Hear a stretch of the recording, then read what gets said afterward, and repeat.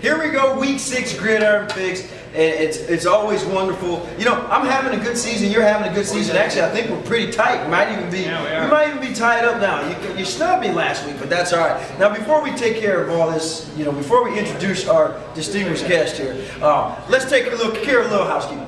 Okay. We always like to do that. Here's the thing. The nice thing about Gridiron Picks is that you can sign up for this. You don't have to do it all week. Just week by week. Every week there's a winner. If you want to jump in this week, you go to www.wilsonofames.com, www.amestrib.com. For all you fanatics, go to cyclonefanatic.com. There's a link there. And if you forget all those things, just hit me on my Twitter feed. That's right. That's @BigStrong. 2 G's when you're as big as I am. I'll get you taken care of there. And you know what? Feel free to go ahead and make sure you get a hold of Ken on Twitter. He's too old for Twitter.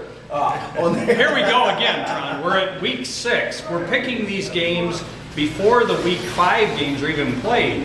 And, you know, that's a little bit difficult. If you have an injury or something, we're already picking out the teams and pontificating about who we think is going to win week 6. No, don't make excuses. I think I'm just that good, Kent. We don't need to make excuses about how good I am. Okay. And, you know, normally I introduce our guest, but I think it would serve right if I allow you to introduce our guest. It'd be great. Once again, this year we have Gary Thompson. Gary is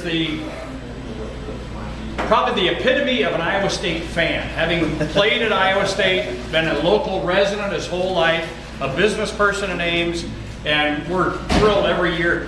The one thing about Gary is that he's had more TV experience than Tron has, and that's a lot. But he also can speak articulately about a subject, whether it be basketball or football, because he was an athlete at a lot of different athletic events: baseball, football, basketball. So it's always good to have Gary here. So thanks for coming to Wilson Toyota, Gary.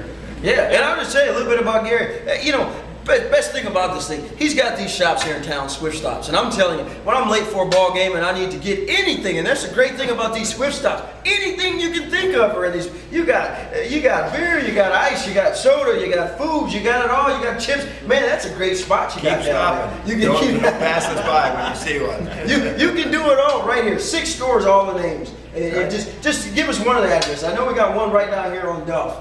What's the address of that one right down the street here? It would be 1131. Yeah, Duff.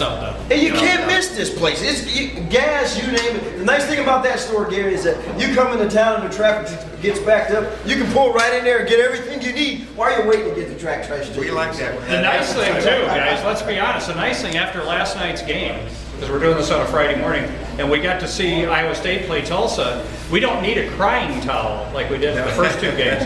So we didn't need that. That was a good thing. Let's move on to the games. Well, before we get into the games, last week's winner, Jim, I'm going to try to get this name right. Why don't you give it to me? Luscalit. I was going to kill that name, but since Kent's here to correct me. Jim, 10 of 10 last week, man. Yeah. You and Kurt Friedrich, of all people, 10 of 10. Kurt cheated off my paper, and that's how you got 10 of 10. You get $50 to the cafe, so appreciate your playing. Keep playing. The big prize is coming up at the end of the season, so good job, Jim. Let's get right to it. Okay, once again, like our format dictates, we're going to use 3 games, and we're going to start with the Texas at Iowa State game. I'll go ahead, since I introduced it, so I'll go ahead next Thursday night. It's a 6:30 game. Texas is going to come up here, and as we were talking before we started this, Gary Thompson was speaking about Mac Brown, the coach at Texas. He's under a little bit of fire. The program was a little bit up in the air. They fired a defensive coordinator that they had tried to attract with big money and everything 2 years ago. And so they've made a few changes going back to the roots a little bit. And it's going to be a formidable foe for Iowa State. I think that there's enough circulating in those kids' minds that they come up here, they're surely not going to take us seriously. And I think we can go up and sneak in and get a win there. I'm hoping that's the scenario that we see. So, Gary, go ahead. Well, that's what I'm hoping, and I like what I saw last night against Tulsa. And I think it would have been a lot different if we were 0-3 and your confidence level is down. But coming in, and what I liked last night was we had about 8 or 10 guys, receivers that caught the ball. We finally got established a running back. Yes. And it will give us now a little extra time for Richardson to get healed up. Texas is the first time probably we played Texas since I can remember where they're not ranked. Yes, good point. Very good point. And they've had some injury problems. I was listening to Mac Brown on the radio show this morning. They've had a lot of injury problems. So naturally, as you expect me, I'm going to the Cyclones all the time. There you go.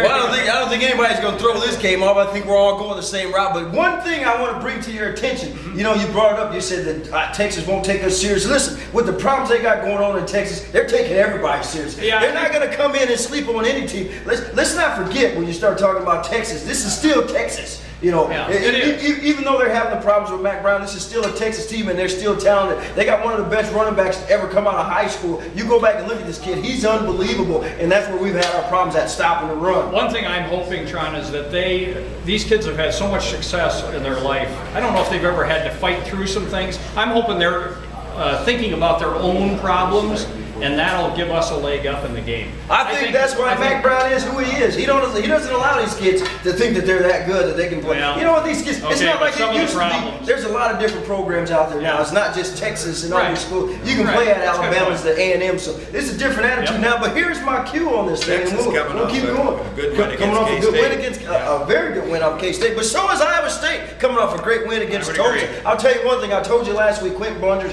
he was going to make a big difference. Listen, Quentin's the MVP of my game for last night. I'll tell you why. He didn't do much catching, but you go back and watch the game. He drew a double team every time down the field, opened up the run, and that's why you had so many people catching passes last night. I'm taking Iowa State. I think it's going to be a close game. I don't think we score a lot of points, but I think we get out. If we can do what we did against Tulsa, we'll win that game, but I'm only giving us 3. Okay, well, I'll take 3. I'll take 1, actually.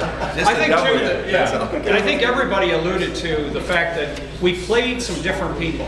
We actually played a kid at tight end who would probably on the depth chart was number 3 going into the first game of the year. And he came out, he had the yibs a little bit early and dropped a couple passes, but then made a nice catch for a touchdown and played very well, I thought, in his first big-time game. E.J. Bibbs, and he's better play very well. He's a big kid. I know. He's got to play big. That's right. He didn't have a choice. Game 2, Michigan State at Iowa.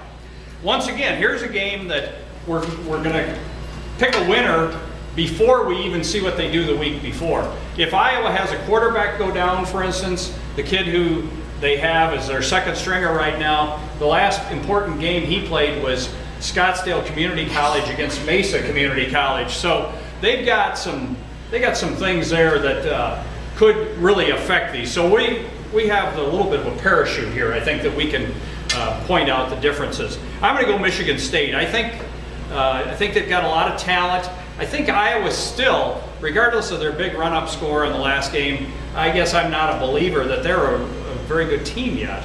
I think they're like a lot of teams that are average or a little bit below. So I'm going to take Michigan State at Kinnick, which I know is a sometimes crazy pick. But Gary, you're on, buddy. I would like to know what Iowa's doing with Minnesota this week before making that pick.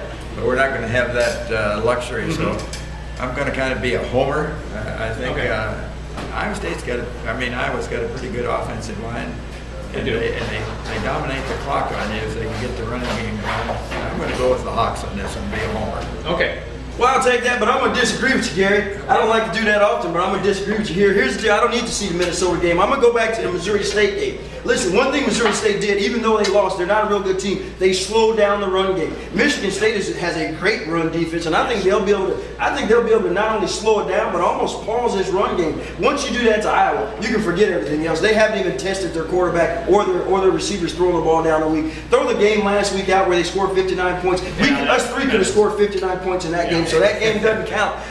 This is going to be a different ball go. They are playing at Kent, so I think they'll be able to play it close. But still, I'm still a little iffy on Iowa. I think they still have a lot of questions that won't be answered. I'm giving this to Michigan State. I think they'll be able to stop it. 2 against 1, we're double teaming you here. I'm going to call you if the Hawks. Okay, you did it. I think what Tron says is very important too, because I think they've seen the Weissman Express before, and I know they're going to really be jumping him. He's got 97 carries on the season already. Yeah. That's a lot of carries for a fullback. You know what? Here we go to a non-regional game, so to speak, but the last one we're going to talk about is Ohio State at Northwestern. Okay, on the surface you go, okay, that one I'll be asleep by the middle of the third period.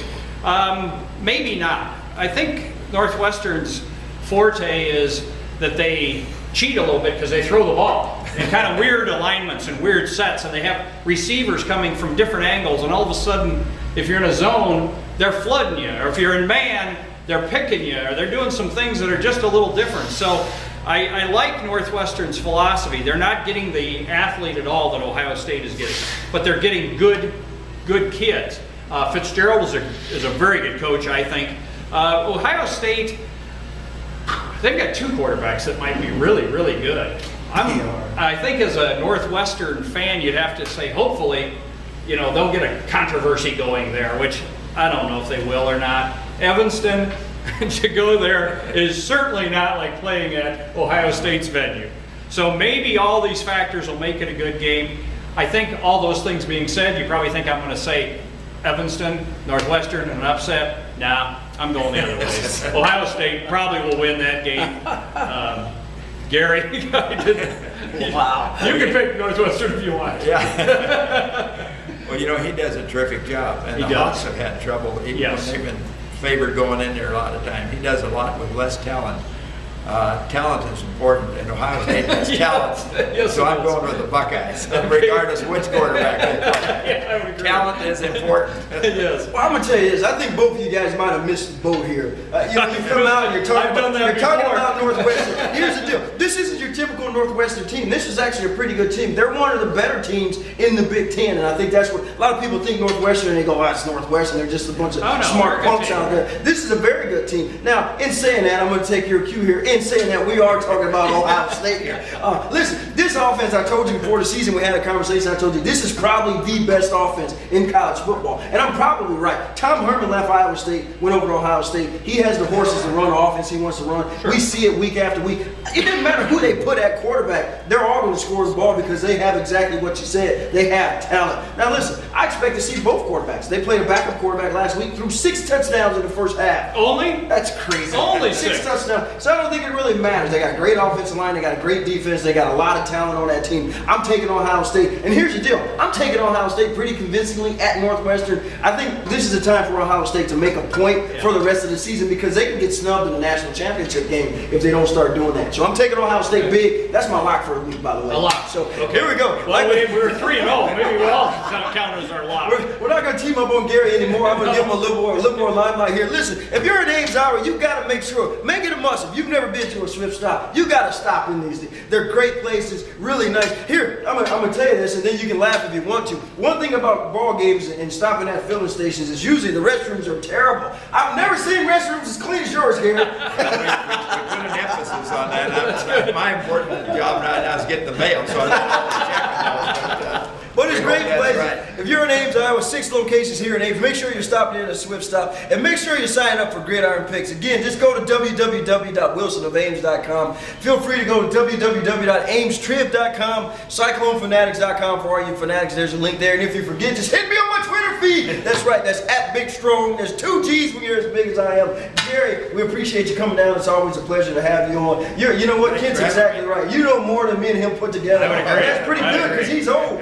Yeah, and I'm older. Yeah. Well, you still look good, so thanks for coming in and joining us for Gridiron Picks. Thank you. Make sure you get signed up, and like we always say, that there is a cut.